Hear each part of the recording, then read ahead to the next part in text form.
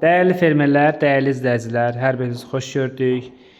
Hər zaman olduğu kimi yeniliklərlə, innovativ həllərlə, yeni üsullarla, yeni bitkilərlə hər çəkilişimizdə olduğu kimi qarşınıza gəlmişik. Bugün biz belə deyək, ənənədən kənara çıxmışıq. Biz laboratoriyadan çəkiliş eləyirik, sahədə deyilik. Biz hal-hazırda Əkinçilik Elmi Tədqiqat İnstitutunun otlaqlar, biçənəklər və yemlərin texnoloji qiymətləndirmə laboratoriyasından təbii ki, Sevil xanımla bir yerdə sizin görüşünüzə gəlmişik. Laboratoriyamızın adı dəyişsə də onun belə deyək, istiqaməti, hədəfləri, belə deyək, apardığı işlər dəyişməyib, yəni eyni dəstəxətlə gedirik. Ölkədə ənənəvi və qeyri-ənənəvi yem bitkilərinin inkişaf etdirilməsi, elmi əsaslarla inkişaf etdirilməsi istiqamətində Sevil xanımla bir yerdə öz tədqiqatlarımızı sizlə bölüşməyə gəlmişik. Xoş gördük sizi Sevil xanım. Xoş gördük Fərid, çox sağ ol. Həmişə bizim hörmətli fermerlərimizi tez-tez düşünürsən və çəkiliş üçün özün öz ayağınla gəldiysən ki, çəkiliş eləyərək fermerlərə məlumatlar ötürək. Buna görə mən sizə təşəkkür edirəm. Əslində biz ikimiz də eyni amalın yolunda bir patriotuq. Əkinçilik Elmi Tədqiqat İnstitutu tarixən ənənəvi və qeyri-ənənəvi bitkilərlə məşğul olub. Əsas istiqaməti taxılçılıqdır. Yenə də deyirəm, taxıl dəstəsinə aid olan bitkilərlə tədqiqatlardır. Lakin burada dənli paxlalı, yem bitkiləri və bəzi digər bitkilər də öyrənilir. Bizim laboratoriya isə əsas etibarlı istiqaməti ölkədə yem bazasının möhkəmləndirilməsi istiqamətində ənənəvi və qeyri-ənənəvi yem bitkilərinin axtarışı, onların becərilməsi və müxtəlif rayonlar üzrə rayonlaşdırılması fermerlərə təqdim olunmasıdır. Bugün biz mövzumuz nə maraq olmayacaq, nə odot olmayacaq və nə də ki, yonca olmayacaq. Bugün sosial şəbəkədə həvəskar insanların dönə-dönə paylaşım etdikləri bamya bitkisi haqqında olacaq. Hörmətli fermerlər, Əkinçilik Elmi Tədqiqat İnstitutunda, elə bu laboratoriyada 8 ildir ki, biz bamya bitkisinin müxtəlif nümunələri, yerli bamya bitki toxumusu yoxdur, introduksiya olunmuş nümunələr üzərində iş aparmışıq. Yəni xaricdən gətirilmiş. Bəli. Və bunu təşəkkür edirəm ki, o elmi tədqiqat müəssisələrinə ki, onlar bizim orada təhsil alan magistr və deməli, dissertantlıq vasitəsilə göndərirlər bura. Hal-hazırda biz yeni sortumuzu artıq işləyib Aqrar Xidmətlər Agentliyinə vermişik. Təsdiqi hələ yəqin ki, bu il olar. İnşallah. Bamya bitkisi çox möcüzəli bir bitkidir. Mən bu bitkini, mən deyəndə ki, bizim rəhbərliklə biz belə qərara gəldik ki, arıçılığın yem bazasının möhkəmləndirilməsi istiqamətində bu bitkini Azərbaycana gətirək. Gətirərkən, əlbəttə ki, bunun çox iri, gözəl ləçəkləri və içərisində tozluqlar var. Və bunun özəlliyi nədən ibarətdir? Bütün bitkilərdə tozluq bitərkən, noyabr ayına qədər bu bitkidə çiçək olur. Və faraş meyvə vermək xüsusiyyətinə malik olduğu üçün çiçək demək olar ki, hər gün olur. Və bunun üzərində mən ərazi, bu qəsəbədə olan nə qədər arıçılar var ki, fərdi təsərrüfatlarında arı saxlayırlar, mən o çiçəklərin üzərində həmin arıları müşahidə etmişəm. Bitki haqda bir neçə kəlmə deyəcəm. Bitki bir illik bitkidir, isti sevən bitkidir. Əsas etibarilə yaz aylarında əkilir, yazılı bitkidir. Şaxtaya davamsızdır. Bitki özü deməli əmək-köməkçilər həstəsinə aiddir və bu bitkinin demək olar ki, görünüşü çox eksotik təsir bağışlayır. Quraq isti yerlərdə boy 70-80 sm, amma mülayim isti deməli iqlim qurşaqlarında, iqlim zonalarında bitkinin boyu 2 metrə qədər çatır. Hər zaman da bitkinin üzərində çiçək və meyvə var. Suya az tələbkardır, bataqlığı sevmir. Günəşə tələbkardır, amma hədsiz günəşi də sevmir. Çox məhsuldar bir bitkidir. Yaxşı. Biz bunu yemçilik istiqamətində arıçılar üçün məsləhət bildik və çox yaxşı nəticələr var. Amma yenə də biz bitkini araşdırarkən biz elə düşündük ki, fermerlər təkcə arı üçün bunu əkməsinlər. Və digər əhəmiyyətini araşdırarkən əlbəttə çox böyük, əhəmiyyətli bir qida məhsulu olduğunu gördük. Qida sənayesində mühüm rol oynayacaq. Özdə funksional qida. Funksional qida orqanizm üçün çox əhəmiyyətli olan qida. Düz üstən Sevil xanım, funksional qida dedikdə məsələn nəyi nəzərdə tuturuq? Funksional qida dedikdə orqanizm üçün faydalı qida maddələri ilə, mikroelementlərlə zəngin olan bir bitki mənşəli qidalardır. Məsələn, hansı qida formasında məsələn? Bunlar bu bitki. Misal göstərə bilərikmi? Məsələn, bu bitki, amarant da funksional qida qrupuna aid olan bitkidir, kinoada. Yəni bunların tərkibində insan orqanizmi üçün lazım olan bütün qida maddələri. Yəni yeməklərə əlavə olunur sadəcə. Bəli, əlavə olaraq nə edir? Əlavə olaraq çox mühüm dəyişikliklər edir. Dünyada bu orqanizmə canlanma və canlanlaşdırıcı təsir bağışlayan bir bitki kimi. Bunun meyvələri, balaca biberə bənzər meyvələri bitki kimi, yəni orqanizmə xeyir verir. Hələ tarixə nəzər salsaq, Kleopatra ölənə qədər bu bitkidən istifadə edib cavan qalmaq üçün. Yaxşı, bu cavan qalmaq bir yana. Bəs hansı mikroelementlər var? Demək olar ki, mikroelementlərin əksəriyyəti var. Hətta fol turşusu var. Fol turşusu bilirik ki, hamilə və deməli süd verən analar üçün çox vacibdir. Bitki şəkər xəstəliyinin müalicəsində çox vacib bir bitki kimi qiymətləndirilir. Düzdür, gələcəkdə düşünürlər ki, şəkər xəstəliyinin müalicəsi üçün bunun dərmanlar hazırlansın. Dərman sənayesində istifadə olunsun. Hələ yoxdur, hələ o gələcək bir plandadır. Dünyada çox geniş yayılır. Bəs dietik cəhətdən necə? Dietik cəhətdən orqanizmdə birinci növbədə yoğun bağırsaqda olan, bütün o çətin həzm olunan və orada müəyyən problemlər varsa onu həll edir. Metabolizmanın sürətləndirir. Bəli, mədə-bağırsaq sistemi üçün təmizləyici və eyni zamanda orada müəyyən nahiyələri sanki məlhəmləyir. Bundan başqa oynaqlarda olan quruluğu, oynaq mayesinin qurulması zamanı bu oynaq mayesini əvəz edir, təbii yolla əvəz edir. Ondan başqa dietik istiqamətdə istifadə olunur. Əsas etibarilə birinci xüsusiyyəti orqanizmə bağırsaqdan şəkərlərin sorulmasını azaldır.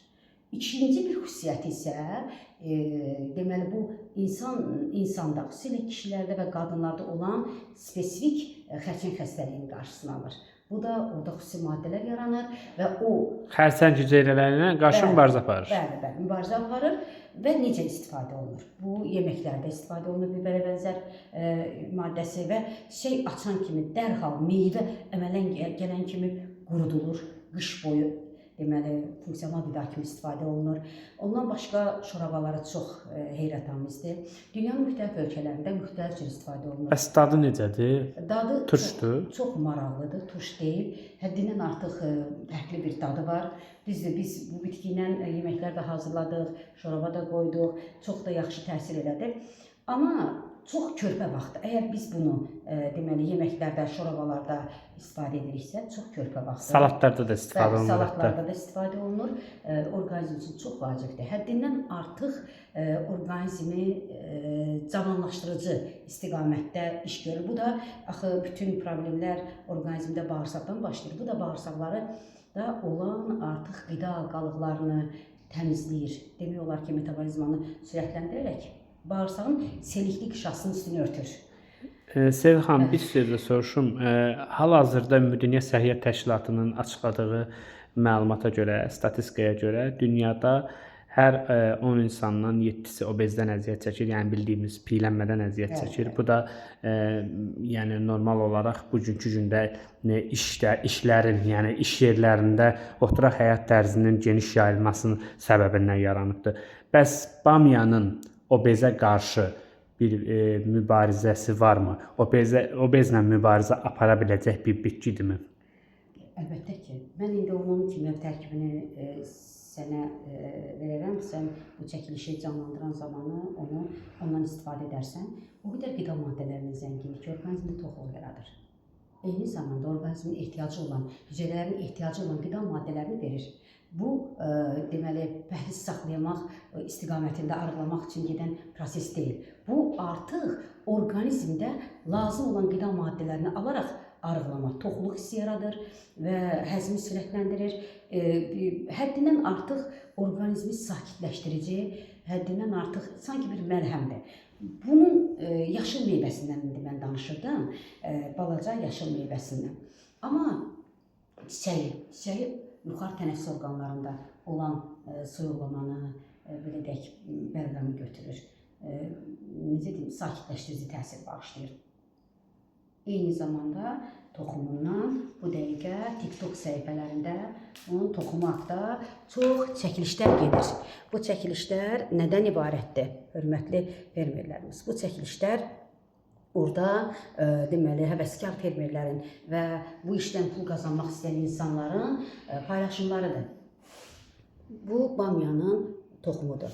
Bamyanın toxumu qarantul yaşıl rəngdədir və biz bunun deməli sortunu alarkən bamya toxumlarının və bamya meyvəsinin Azərbaycanda daha fərqli bir dada malik olduğunu gördük. Məqsəd nədən ibarətdir? Bəli, bu baldan müxtəlif nisbətlərdə məlhəm kimi hazırlanır.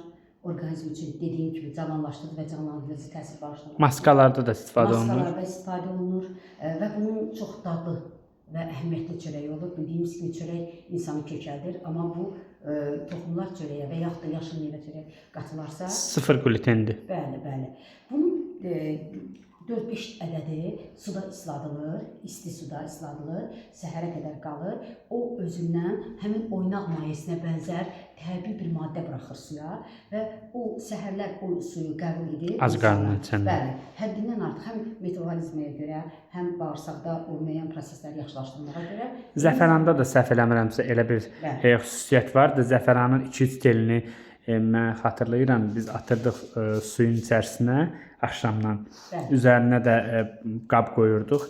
Səhər tezdən yuxudan oyanan kimi az qarnına onu içirdik. O, yəni insan orqanizmində maddələr mübadiləsini sürətləndirir, metabolizmanı sürətləndirir və bunun nəticəsində də həm obezin qarşısını almış olur, həm də eyni zamanda dietik funksiyasını yerinə yetirir, eyni zamanda da şəkərin də qarşısının almasında böyük bir töhfə verir. Ürək xəstəlikləri üçün də zəfəran bildiyim qədər əhəmiyyətlidir, eyni zamanda qanda olan allergenləri də təmizləyir. Bəs iqtisadi göstəricisi barədə nə deyə bilərsiniz? Yəni maliyyəti barədə nə deyə bilərsiniz? Yəni bahadırmı, ucuzdurmu, neçəyə əldə etmək olar? Məsələn, nə qədər xeyir götürmək olar? Baxın, bu əlbəttə çox güclü, yəni meyvə, araş meyvə, hər gün meyvə yığılacaq buradan. 1 hektara səhvin normasında mən yazılı rəqəmlərlə verərəm, şahid deyəndə onların yadına düşmür. Bu bitkinin paxla meyvəsidir. Bunlar çox xırda olanda, yaşıl rəngdə, bunlar mətbəxdə istifadə olunur. Yarpağı da biz bunu qurutmuşuq, sadəcə olaraq burada biraz görünür. İnşallah şəkillərində siz paylaşanda görərsiniz. Bitkinin gəliri Azərbaycanda bazarı olan bitkilərdən biridir. Bazar araşdırmalarına görə hələ Azərbaycan bazarında bamyanın istər toxumu, istərsə də bu buynuz meyvəsidir, bu içərisində toxumlar olur. İstər toxumu, istər yaşıl meyvəsi heç bir bazarda yoxdur. Yaşıl meyvəsi qışda qurudulur, yayda qurudulur, qış üçün saxlana bilir, qurur və yaxud da salafan, vakuum salafanları da qış boyu istifadə edə bilirlər insanlar ondan. Gəlirli sahədir, mən onun rentabelliyi və 1 hektara çəkilən xərci və eyni zamanda gələn gəliri, məhsuldarlığını, hər birisini, səhvin normasını, hər birisini mən yazılı şəkildə sizə verərəm. Siz mən danışarkən arxa planda verin. Çünki fermerlərimiz mən şifahi deyəndə hər zaman yenidən sual verirlər, nə qədərdir. Amma onu görəndə onlar qeyd edə bilərlər. Bir sözlə gələcəyin bitkisi, gələcəyin qida əlavəsidir bamya. Axı bizim digər istiqamətdə işlərimiz əsas etibarilə nədən ibarətdir? Biz şoran, şorakət, duzlu torpaqları yaxşılaşdırmaq üçün biz deməli bitkilərdən istifadə edirik. Fermerlərimizi maraqlandıran əsas hissə budur. şoran, şörakət, duzlu torpaqları münbitləşdirmək üçün bir növ maralfalfanın funksiyasını da yerinə yetirir. Maralfalfada da səhv etmirəmsə bu funksiya var idi. Yəni əsasən şoran torpaqlarda əkilirdi, torpağı münbitləşdirirdi, torpağın humuskatını zənginləşdirirdi, eyni zamanda da məhsul artırdı. Bəs maralfalfanı biz bilirik ki, çilq yolu ilə artırılmaq olar. Bəs bamiyanı biz hansı yolla artıra bilərik? Toxumdan. Özü toxum tökürmü? Bəli, bax toxumları buradadır, saxlayır, çox qoruyur bu toxumları. Hələ də yaza qədər saxlayacaq. Bu toxumlar bu meyvənin içərisindədir və bu toxumlarla çoxalır. Hektar səhvin olmasında deyəcəm. Toxumları görün necə möhkəmliklə qoruyub saxlayırdı. Görürsüz, quruyub hələ də öz toxumlarını qoruyub saxlayır. Bəli, həm də ki bu dünyada lifli bir bitki kimi çox vacib əhəmiyyət daşıyır. Hindistanda bunun liflərindən müxtəlif təbii materiallar hazırlanır. Lifli bitki kimi də dünyada. Yəni ipək istehsalında nəzərdə tutursunuz? Yox, lifli, ipək deməzdim, kətan deyərdim, lifli bitki. Sintetik məhsul. Özdə pamuk kimlər fəsləsinə aid edir. Başa düşdüm. Və eyni zamanda bunun digər əhəmiyyətlərindən biri də şoran şörakət torpaqlara duzu çəkmək qabiliyyəti. Sintetik atlas materialların səhv eləmirəmsə istehsalında liflərdən geniş istifadə olunur. Bu liflərdən həm sənaye üçün, həm qida sənayesi üçün hər tərəfli. Bəli, təbiidir. Bu bitkinin deməli əkəcəklər aprel ayında, son məhsulu noyabrın axırında yığacaqlar. Hər gün çiçək açıb paraş meyvə verir. Su çox istəmir. Nə gözəl. Günəş də çox istəmir. Amma günəşin çox olanda boyu balaca olmaqla adaptasiya olunur, yenə də məhsul verir. Amma suyu bataqlığı sevmir. Suyu da hədsiz çox verəndə bitki qurulur. Biz burada institutun həyətində bu il su stresinə məruz qoyduq və bizim məhsulumuz az oldu. Ona görə ki, biz onu o istiqamətdə öyrənmişik. Amma digər illərdə isə mən maksimum şərait yaratmaqla Abşeron şəraitində, bir də deməli Aranda biz onu həyata keçirdik, əkinlərini çox yaxşı nəticə verdi. Hətta mən deyərdim, duzlu torpaqlarda daha çox məhsul verdi. Şörakət duzlu torpaqlarda daha çox məhsul verdi. Xəstəlik və zərərvericilərdən yalnız bəzi fəsliyə aid olan, məsələn, badıncan çiçəklər fəslisinə aid olan bitkilərlə yanaşı əkiləndə onlara məxsus olan xüsusi zərərvericilərə yoluxur. Belə nə xəstəliyi var, nə də ki, yəni xəstəliyə qarşı davamlıdır, nə də ki, digər zərərvericilərə qarşı deməli həssaslıq göstərir. Sadəcə olaraq mühafizə edib əkmək lazımdır. Həm növbəli əkin dövriyyəsində hansı bitkilərdən sonra bunu əkmək olar, mən yəqin ki, yazılı şəkildə sizə verərəm, onu paylaşarsınız. Bunun ümumiyyətlə bu bitki barədə bugün sosial şəbəkədə paylaşılan 100 qramı 8-10 manata satılan bu bitkini hər bir fermer öz həyətində əkib bir illik azuqəsini götürə bilər.